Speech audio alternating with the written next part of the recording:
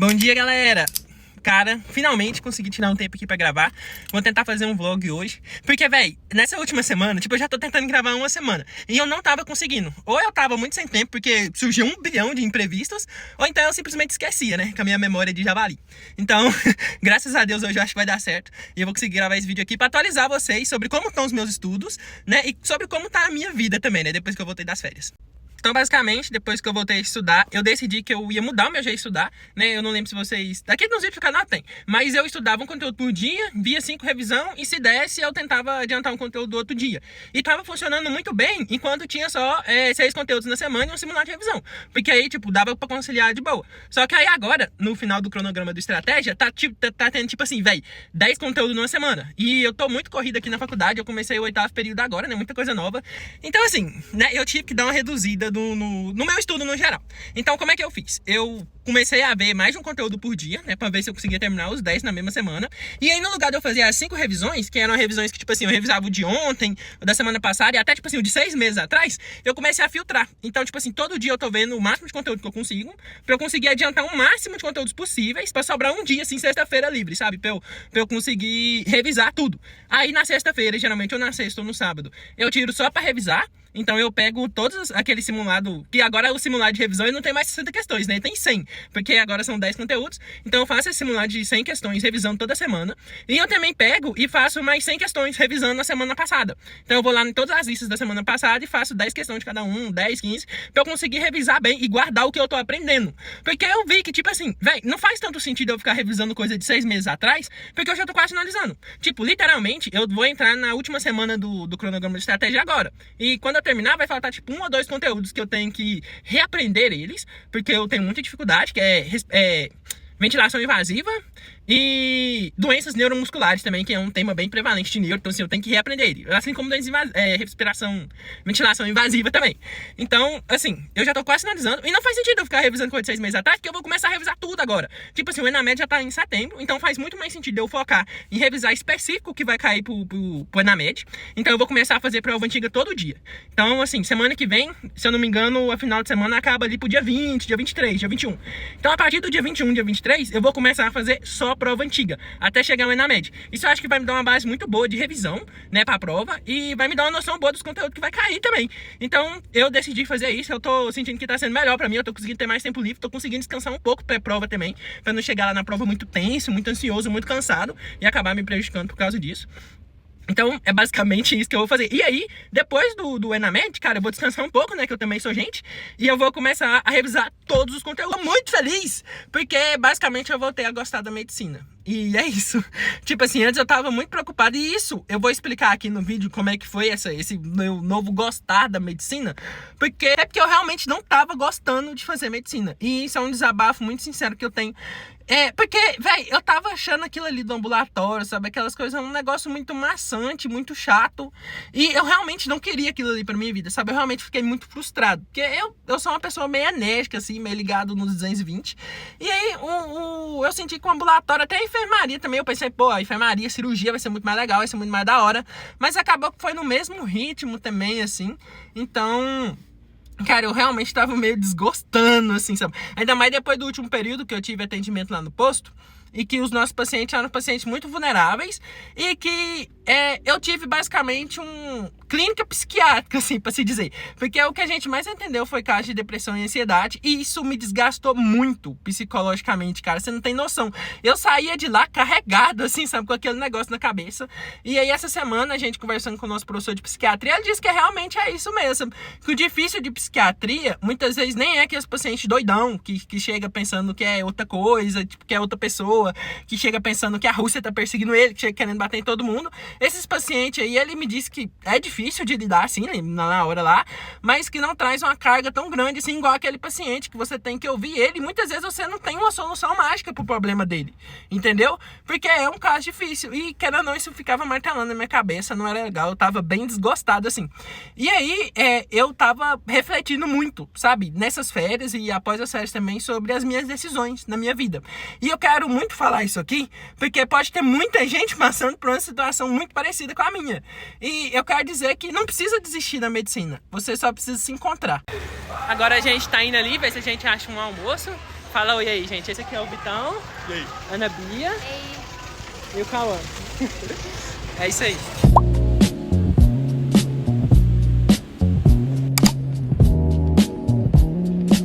Finalizei a aula do Posto de Saúde agora, cara, foi incrível, tá? De manhã a gente atendeu uma menina que ela era venezuelana e a gente tá investigando lá que doença que ela tem. Ela veio com um relato que tinha proteinúria na urina desde criança e não tinha muita informação passada dela, então a gente teve que pedir um monte de exame. E foi muito legal, tipo assim, ela veio com um sobrinho, né? No caso, a mãe da criança veio com um sobrinho e o sobrinho traduzia lá do espanhol pro português pra nós. Então eu achei muito incrível essa experiência, assim. De tarde a gente atendeu a ginecologia e obstetrícia, foi muito bom também.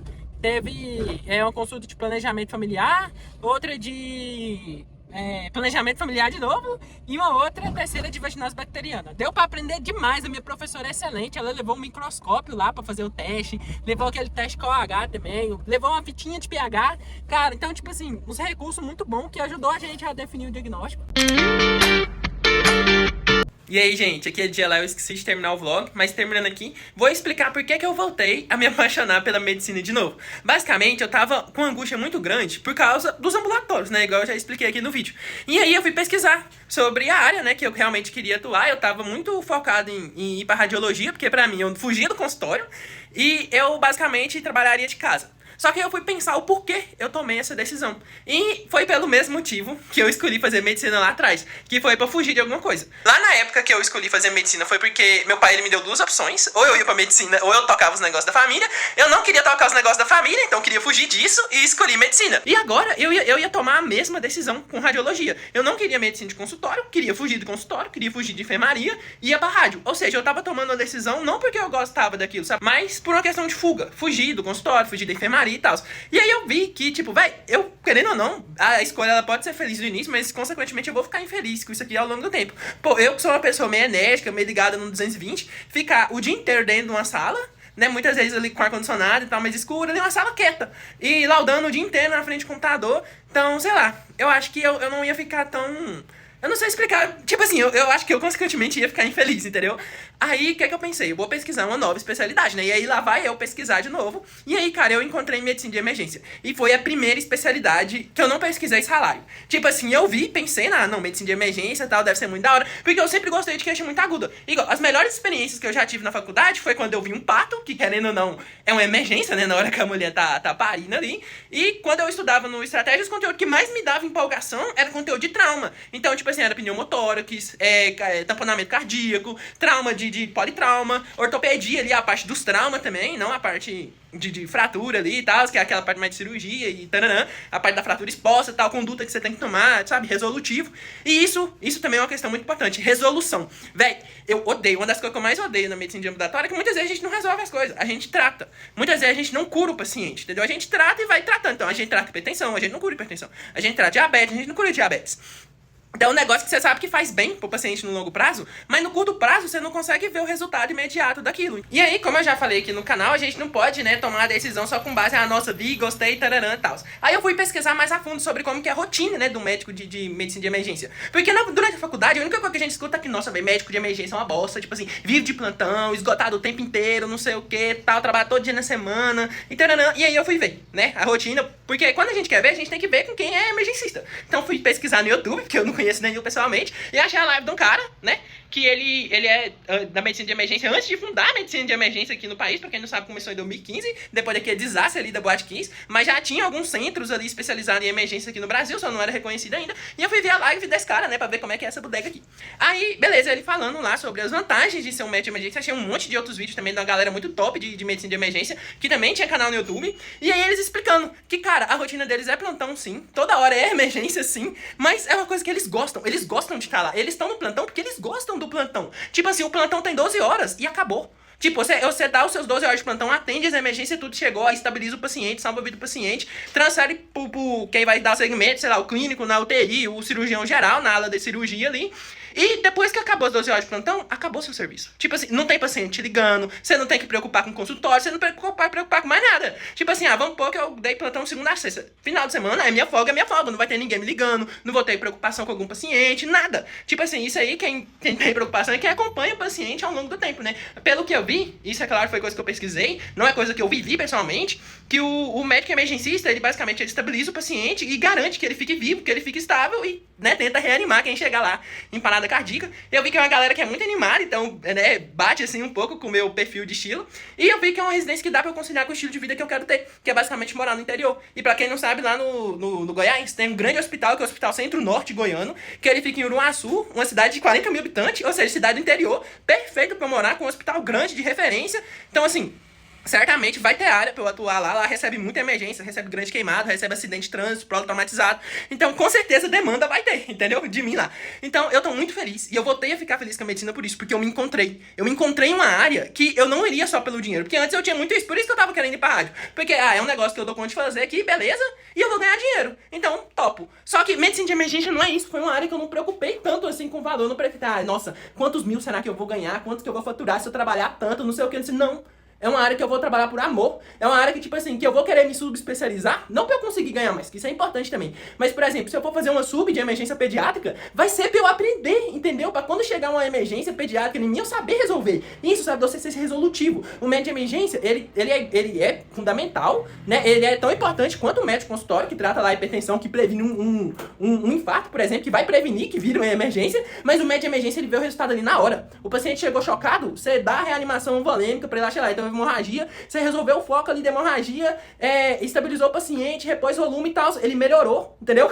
É uma emergência que você vê o resultado ali na hora, o paciente chegou instável, você estabilizou o paciente e encaminhou pro tratamento definitivo. Então, tipo assim, cara, que top, entendeu? Eu tô apaixonado, eu vou querer muito agora aproveitar meu internato pra eu, basicamente, fazer estágio e ver como é que é a rotina de fato no dia a dia, né, presencial, não só pela internet. Isso é uma dica importante também. Se você quer uma área, cara, e você tá na medicina, vai atrás, entendeu? Busca algum professor seu que é da área, pede pra acompanhar. Eu já vou procurar um professor meu que ele é da medicina de emergência. Desse mêstre eu tenho aula de medicina de emergência, mas é uma matéria online, só tem aula presencial 2 dias. E quando eu tiver aula presencial 2 dias com ele, eu vou pedir pra acompanhar algum residente de emergência pra eu ver como é que é. E aí eu vou transmitir aqui no canal também essa experiência, que eu tenho certeza que vai ser incrível. Tem um estágio de toxicologia aqui na UFMG também, que eu com certeza vou querer entrar nele semestre que vem. Que é um estágio que basicamente você atende picada de cobra, atende envenenamento, criança intoxicada, que é um pouco da rotina de emergência também, né? Uma emergência ali, pô, criança levou uma picada de cobra, tá morrendo, uma emergência. Então, coisa que eu vou ter que aprender a lidar. E eu vou ver se eu me encaixo realmente nessa área, se eu realmente vou gostar disso, né, de atuar com isso pro resto da minha vida. E recado final aqui no vídeo, basicamente essa semana eu tô finalizando todo o cronograma do extensivo do Estratégia Med. Hoje eu vou ver literalmente o último conteúdo e vou rever mais 2 que eu não aprendi na época que eu estudei, e hoje eu acho que eu tenho conhecimento pra aprender. E eu vou gravar um vídeo aqui no canal explicando como foi a minha experiência depois de terminar toda a teoria desse curso. E como eu me sinto em relação à minha preparação para as provas de residência médica e principalmente para o ENAMED, que vai acontecer agora dia 13 de setembro. É isso, até o próximo vídeo. Se curtiu, já deixa o like, se inscreve no canal, deixa o comentário aqui do que você achou do vídeo e bora lá!